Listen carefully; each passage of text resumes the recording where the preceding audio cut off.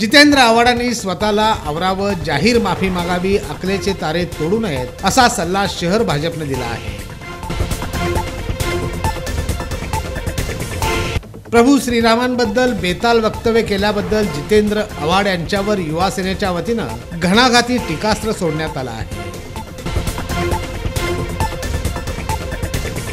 मैत्री सोशल फाउंडेशनच्या वतीनं आयोजित आयुष्यमान भारत कार्ड नोंदणी शिबिरास नागरिकांचा उत्स्फूर्त प्रतिसाद लाभला।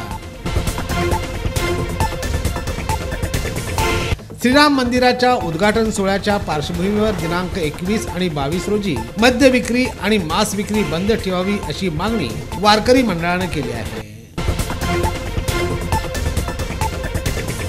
सोनामाता आदर्श कन्या विद्यालयात वार्षिक स्नेहसंमेलन मोठ्या उत्साही वातावरणात साजरं झालं। विविध कलागुणांच्या सादरीकरणानं सर्वांची प्रशंसा मिळवली।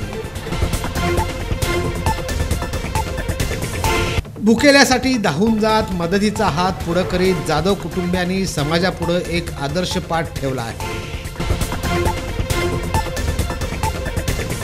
क्रांतिज्योती सावित्रीबाई फुले यांच्या जयंतीनिमित्त झेडपीच्या महिला आणि बाल कल्याण विभागातर्फे विशेष कार्यक्रमाचं आयोजन करण्यात आलं होतं।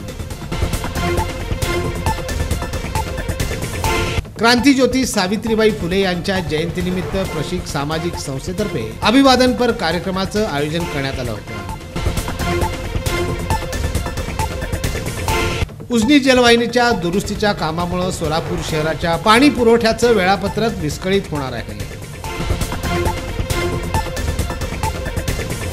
मार्ग फाउंडेशनच्या वतीनं लढा सोलापूर विकासाचा या अभियानाअंतर्गत जनजागृती आणि प्रबोधनपर उपक्रम राबवण्यात येणार आहे।